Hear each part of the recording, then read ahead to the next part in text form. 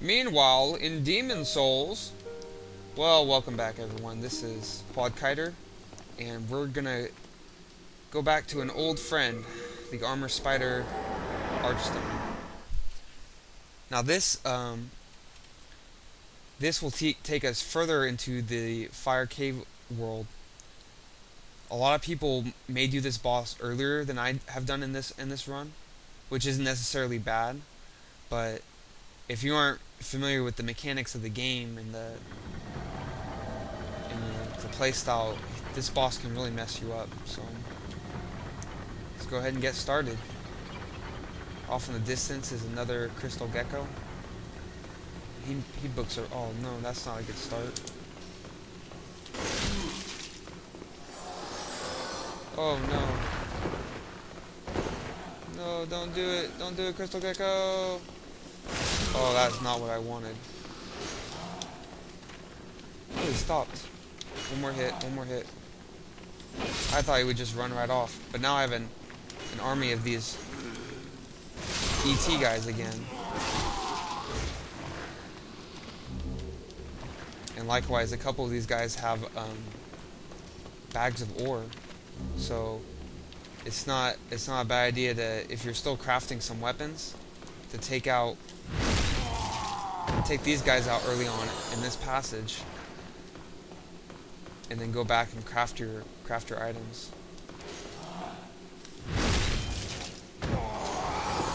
That way you don't have to waste any unnecessary souls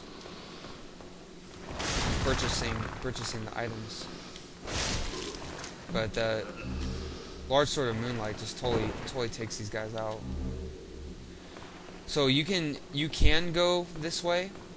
What it is, it's a huge chamber, and it contains a series of platforms and jumps you have to make to get down there. I'll show it in another video, but for now, I'm gonna want to go the other way for a very important item that I want to pick up on this run on the way to the boss. So these guys are back to their old ways, digging up ore. Totally. I should mention that those lights on the mine carts are proximity explosives, and if you get caught by them, they do a pretty fair amount of magic damage. And then there's our old friend, the Fire Jester. I have such a substantial amount of stamina now that I'm not sure how they scale stats for this, for what order you would go in the levels. But I'm pretty sure they expect people to do this level much earlier. Which, hey, you know, I'm not complaining, because I did some more difficult levels with less items than they would anticipate. And this way you also get to show off the Moonlight Sword, which may not be an item you would get that early in the game. Well, it probably most likely wouldn't be. Ooh, here we have a new enemy. And it is it's like a rock worm, but it also spits lava. The trick is, if you target its head and do an up and down motion attack, you can take them out in one hit. They're highly vulnerable to magical damage. But it appears that even a regular swing can take those out. Not too bad, not too bad. They are actually the main source of greystone without having to farm the lizardmen ET guys. A lot of ore in these levels. As you can tell, it's like the mine cart level. But then up here is another crystal gecko. Got that one. He has some hard stone and some clear stone, not too bad. It's always good to do a run on this level first, like I said, if you're going to try to craft some items. But now that we're up here, if we had stayed back in that room, you can actually take the room with the Fire Jester, you can take an elevator down. But actually what I want to do out here there's another series of platforms. And I'm going to go ahead and take this down, because there are some items strewn along the way. Got some gray stone. Some more gray stone. Gray stone, once again, it's the modifier for building a strength-based weapon. It's not too hard to farm, nowhere near as hard as the blade stone. And then a great axe.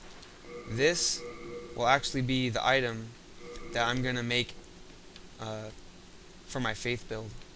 You can turn it into a blessed prefix, and it's gonna be pretty awesome. So now that I just picked that up, I'm gonna have to invest my next few stats into strength.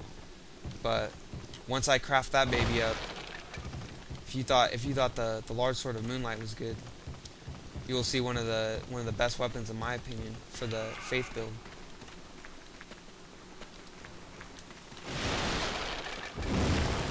And then a lot of these rock lava, a lot of these guys will appear as ambushes. But then wait, who's that waving at us? What's going on? Whoa, look who it is. Oh, hello again. Hey, don't turn a cold shoulder. I didn't mean to do you wrong, really. Oh, I have an idea. That treasure over there should be mine. But I'll let you have it. I promise. No tricks. I won't move a muscle until the treasure's safely in your hands. You can trust me, can't you? I'm just trying to do right and make amends here. Hmm? So what do you say? Do I trust him? There's a huge monster right above that treasure. You know, just to be safe, how about since he's let me get that treasure, I'll just come up here and kill the monster first and then take it. Now these are like, I think they're called bugbears, but they're like huge larva, well not larva, but molten magma beetles or something. Roly-polies. They're pretty, oh shoot. Ah! That is how you go out in style, ladies and gentlemen. They're extremely weak to magic damage. They drop dragonstone. Oh, a ring of flame resistance. If you don't get the one from the dragon's roost, this will be the first place you can get it. So let's see what he has to say now. You! How did you do that? Well, I used my large sword of moonlight, obviously. Bro. And then, let's see what the treasure... Oh, it's a club. A precious club. For some reason, I think he wanted to get that ring instead, which is actually what he does do. He runs up and gets that ring of fire resistance. But now that that's out of the way, we can go ahead and grab a couple more items from around here. Come up here. This item off the end of this plank. Chunk of sharpstone. I think there's another item over here.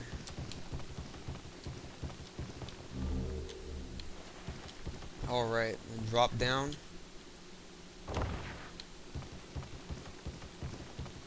Drop down again. Now if you need a shield that has magic resistance and you don't have the dark silver shield because you're doing this first, you can drop down there and get a cloudstone shield, I believe, and that'll provide you with some magic resistance. So I don't have to do that. What I am going to do is I'm going to run down and get this crystal gecko before he has a chance to run.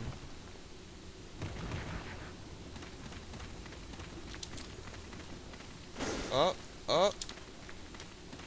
Nope. Nice try, crystal gecko. But your ore is mine. And then you can just... Oh! I was going to say you can roll up there to get your... I think that's just a dragonstone. And I think this is just like it's like a soul up there. It's not too important. But over here, you find the filthy man again. Remember me? I've got plenty So it's good to come to him if you need large hardstone and large sharpstone. He also sells some clearstone and dragonstone. So he's the main source for these items in the game without having to farm. It come back And later in the game when you have a ton of souls and you're trying to craft items, it's pretty easy just to farm souls and then make it here and then run back or evacuate out. Dragonstone, I didn't mention what that is so far. It's a non-stat based ore that gives you a static amount of fire damage on an item. A lot of people like to make twink weapons with them because they can be used by very low levels to do a lot of damage. And these fragments that I've been rolling through, they're like the skins or shells of these lava creatures.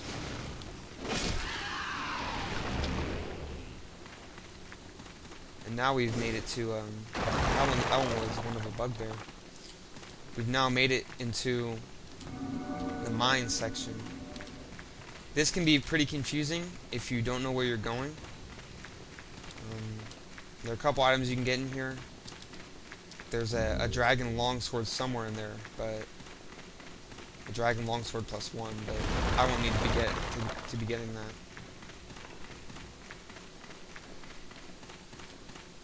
And then there's bugbear guys here that block the path. But they do fire damage, but like I said, at this point in the game,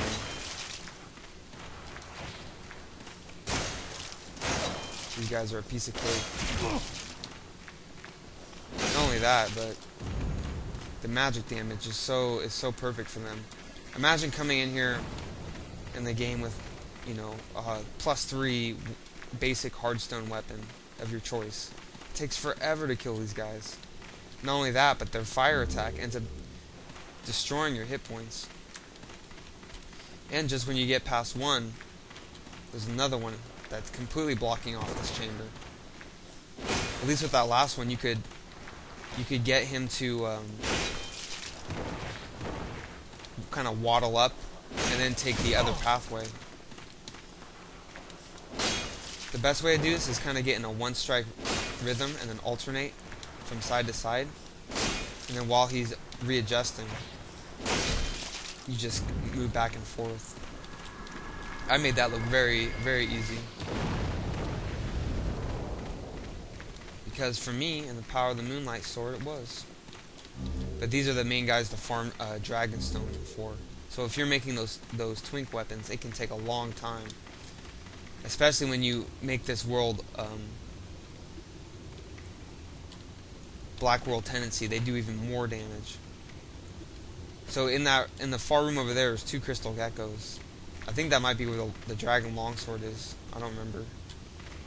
I just go ahead and take a left. If you go straight here, there's another channel that goes into this crazy lava, like indoor lava river with a bunch of bugbears and a couple of chunks of dragonstone, maybe a pure dragonstone. But since I'm not making these weapons, I'm just going to go ahead and run out. And this will intersect with that chasm that I came to at the beginning of the level. That huge platform drop. And this is near the bottom of it. So if you were to take that first pit out, this is where you would wind up in this huge, at the bottom of this chamber. So all I'm gonna do is drop down here. There's a couple of the rock guys. No real point in killing them now. And then we've actually made it to the boss. So in the next video, we're gonna go ahead and take on the boss of 2-2. You can see he's gonna be a pretty big badass. So Alright, well this is QuadKiter, and I'll see you next time.